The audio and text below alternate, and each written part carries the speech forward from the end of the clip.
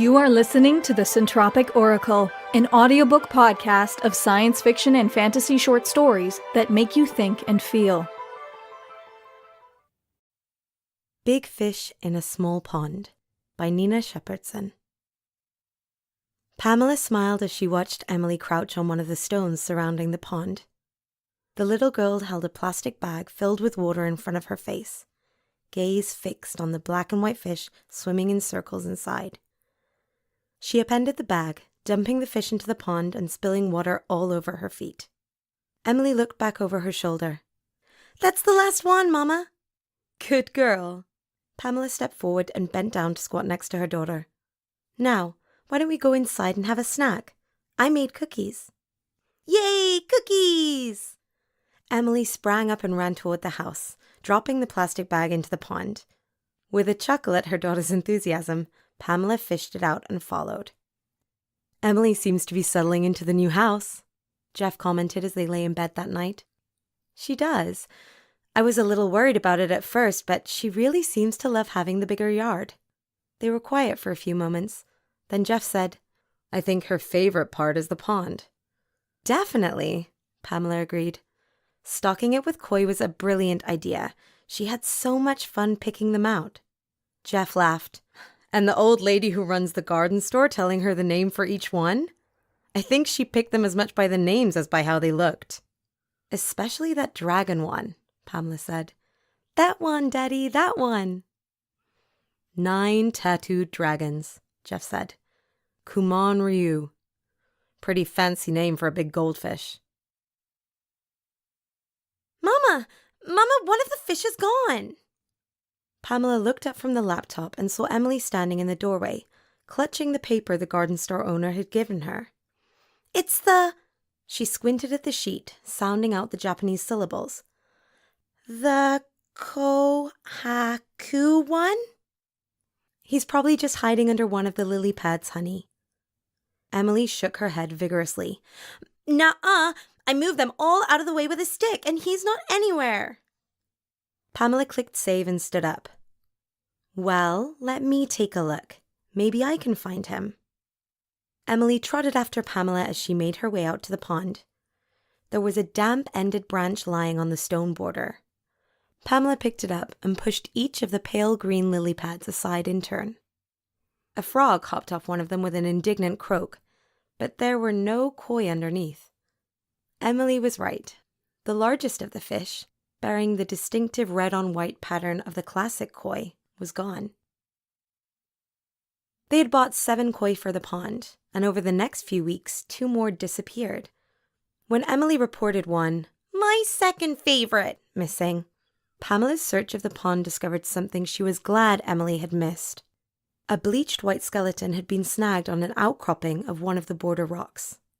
It was unmistakably that of a fish, and about the right size for the missing koi. "There must be a heron or something hanging around," Jeff suggested. "Or maybe a fox. I think I've seen one by the shed. Do foxes eat fish?" Pamela put a net over the pond, but more fish vanished anyway. The only ones left were the Kumon Ryu and a chagoi, the color of Emily's bronze baby shoes. The Kumon Ryu was by far the larger of the two, having reached the size of the striped bass hanging on a plaque above the fireplace at Jeff's parents' house. One day, while Emily was watching Jeff secure the tire swing he'd promised her, Pamela wandered down to the pond. She smiled when she saw the metallic chagoi swimming around. Maybe the net was doing some good after all. A dim shape came into view below the chagoi. Black swirls like ink dropped onto water marked its white body. Those swirls seemed to curl and twine around each other, as if the white thing were being held fast in the coils of a snake. A wide mouth opened, then clamped down on the chagoi. "Oh!" Pamela clapped a hand over her mouth and stumbled backward before she realized that the fearsome shape was the remaining fish, the Kumon Ryu. It was even bigger than the last time she'd seen it, easily the size of the neighbor's pet corgi. The chagoi thrashed in the grip of its jaws, but didn't stand a chance. Pamela took the net off the pond, since there didn't seem to be much point to it anymore. Emily remained fascinated by the one remaining koi, though she was saddened by the disappearance of the others. The Kumon Ryu continued to grow. Pamela was seriously starting to consider what she'd do if it outgrew the pond. "And what does it eat? Now that, Jeff trailed off, looking around to make sure Emily wasn't within earshot. She didn't seem to have made the connection between the disappearance of the other fish and the Kumon Ryu's rapid growth, and Pamela wanted to keep it that way. Of all the questions Pamela had, that was one she could answer.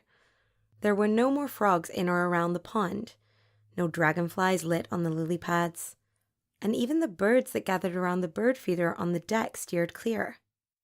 What does it eat? Whatever it can get. She remembered Emily's habit of crouching on the stones that surrounded the pond, and wondered if maybe she should put the net back on. Pamela held the sliding door open as their guests hurried inside. The sun had been blazing in a clear blue sky when everyone came over. Clouds rolled in as Jeff started up the grill. By the time dessert was finished, the wind was blowing paper plates off the table. Then there was a thunderclap, like a percussionist whacking a cymbal with his drumstick, and the downpour began. People were laughing, grabbing spare napkins to wipe water off their faces and hands. Jeff ushered them into the living room and put on the baseball game. Emily and her cousins ran upstairs to play with her Legos. Pamela shook her head as she looked out the window. Plates, cups, and napkins had been scattered across the backyard. There wasn't anything to be done about it now. Unless she wanted to go out in a rainstorm that was giving Noah's Flood a run for its money, she'd just have to wait and clean the mess up later. Movement at the very back of the yard caught her eye. It was coming from the pond, and at first she thought a wayward piece of tableware had blown into it. Something white was flapping and coiling. The dish towel she'd been drying her hands on fell to the counter as she realized that it was the Kumon Ryu. It was more slender than before, though its elegant body was still marked with those ink-like swirls. Its head had elongated, and long whiskers beside its mouth fluttered in the breeze. Its fins had given way to feet that propped it up on the ring of stones as it strained upward, reaching towards storm clouds that seemed almost to be drifting down to meet it. It pushed off against the rocks and launched itself into the sky, quickly blending with the rain and the clouds. It still had a carp-like tail, which waved as if in farewell before vanishing. "But where'd he go?" Emily asked, pouting. "I miss him." "Maybe the storm blew him away," Jeff joked, his face falling when he saw the scowl on Emily's. He was so focused on her that he missed the way Pamela's breathing hitched when he said it. "I want more fish," Emily insisted. Jeff rested a hand on her shoulder and guided her back indoors, leaving Pam standing on the deck and staring at the vacant pond. "We'll get you a goldfish, sweetie," he said. We hope you enjoyed Big Fish in a Small Pond by Nina Shepardson, read by Jill Raymond. If you'd like to learn more about the author and narrator of this story or make a donation to them, follow the story page link in the description. Pledge your support to us on Patreon for cool rewards and to help us bring you more stories. If you would like to submit a story for consideration or apply to be a narrator, a link to our submission guidelines is in the description.